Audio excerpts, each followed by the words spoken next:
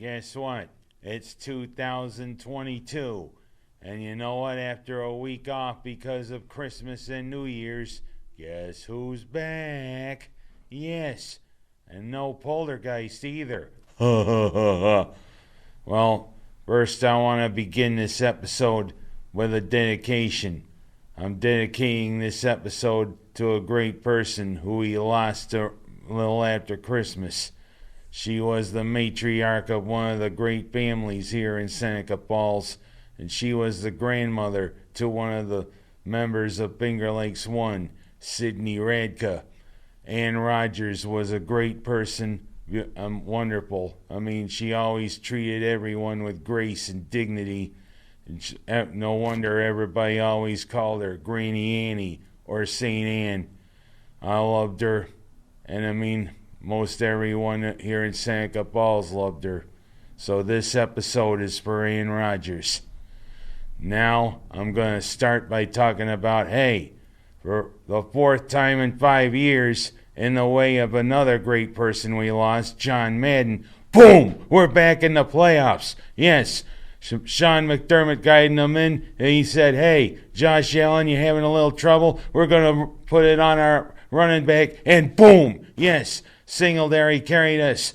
2 touchdowns, of course. Allen, pow! He put it in there twice himself. And doink! The defense got on Ryan, especially when he threw a wounded duck. Flack. That fell right short. And hey, they couldn't score because, he knelt down before the goal line. When he tried to score, and hey, he gets up taunting some of the Bills. Hey, boom, you can't do that, or else they'll flatten them like a pancake. Ain't that right, Pat? Look out. Well, but the Magic teams reunited up in heaven, I will say. Both Pat Summerall and John Madden was probably, in my mind, one of the best teams to ever call games, football or any sport. And now they're together up in heaven.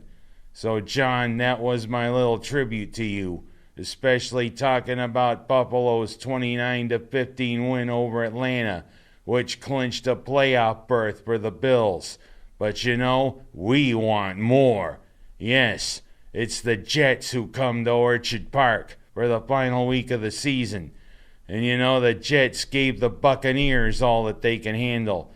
But alas, when you got Tom Brady, yeah, you got to play the Buccaneers or whatever team he's on for 60 seconds. And but Tampa Bay was a little sloppy. But they got another thing on there that I'll get to in a couple of minutes. But you know what? The Jets gave them all that they could handle. Now you got to wonder if Coach Saleh is going to have them ready. Because, hey, there's a lot riding on this. This could clinch the division for the second straight year, and we could have a home playoff game. But alas, guess what? It could be against the Patriots again. Oh, boy. But you know what? As John Madden would say, they'll flatten them like a pancake. And, of course, I will say to another giant we lost over the holidays, they did a wonderful thing at the end, honoring Betty White and playing Thank You for Being a Friend.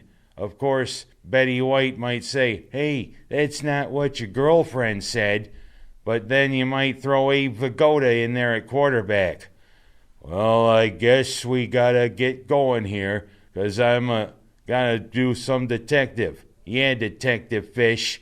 Yeah, good saying up there, Detective Fish. Oh, whatever.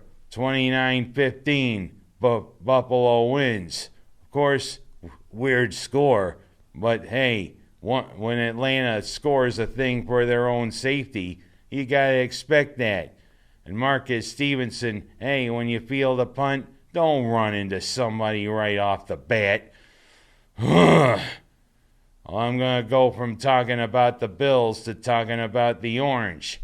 Yeah, we were idle for quite a bit because of COVID and because of Omicron, who everybody's saying, oh my God, another variant spreading.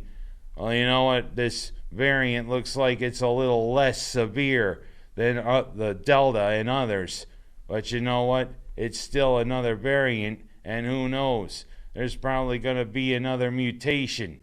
Like you see on cartoons when something goes, rah, rah. Hey, he mutated. Yeah, and I'm going to tate him once and for all. Bzzz. Enough with the mutations. Let's talk about the Orange. Yeah, they were idle for a while, but then they worked their way through the Ivy League. 2 pretty good wins against Brown and against Cornell, even if they didn't barbecue their chicken. Yeah, 80-68 over Cornell, and Brown about a 40-point win. But then when they start their ACC slate against Virginia, I thought that they'd finally knock Mr. Bennett and his cavalier attitude down a notch. Well, you know what? Defense let us down again. And kudos to Coach Boeheim for calling out his son, especially when you miss free throws. Hey, my dad called me out quite a few times. And there were times I wanted to punch him in the mouth. Sorry, Dad. I didn't mean to say that. But hey, sometimes you needed to call me out. Right? Thank you. That was from him. But I digress.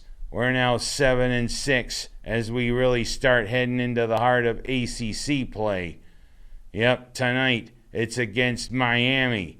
And Jim Larrañaga, that's how you say his name, Larrañaga. You gotta do with a tilt over the end. Of course, here's a tilt right here. But that's me leaning, especially if I was drunk. No, I'm not drunk. And then you also got Wake Forest. Hell, I think we can beat those 2 teams. But I kind of wonder. Brent Axe made some predictions for the Orange coming this year. And there's 5 of them, of which I remember a couple. One of them, he says Syracuse probably might not make the NCAA tournament.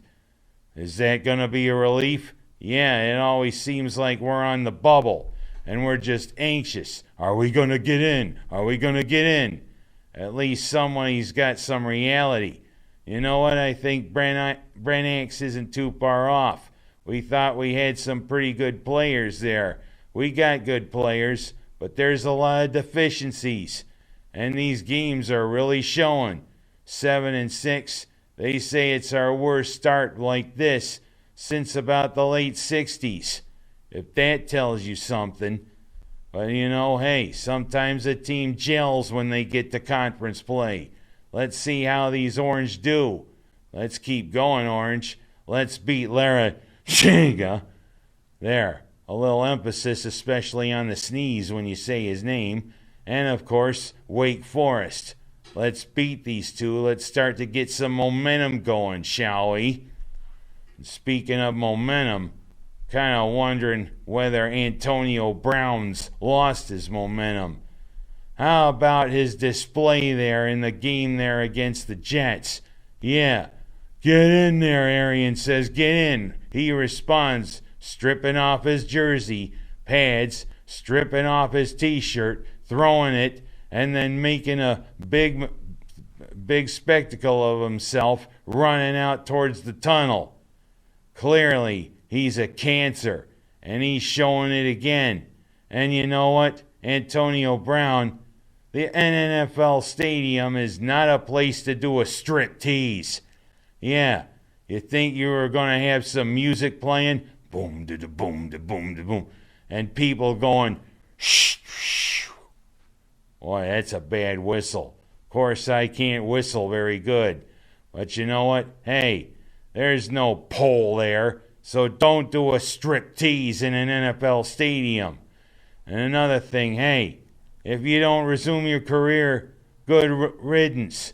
You know, you've caused problems wherever you've gone. And I'll just tell you what, some people say, hey, you think Buffalo should sign Antonio Brown? No. Antonio Brown's a cancer, And right now, he needs help. You know how I'll help him? This. Yeah, as John Madden would say, boom! He needs help. He needs help right in the head. Because, hey, somebody will flatten him like a pancake. And, of course, Pat Summerall will say, boy, that's a nice play. He didn't score a touchdown. He ran off. Nice way to talk, Pat Summerall, John Madden. Well, that's all the time I got for this episode. And, hey, well, Happy New Year, everybody.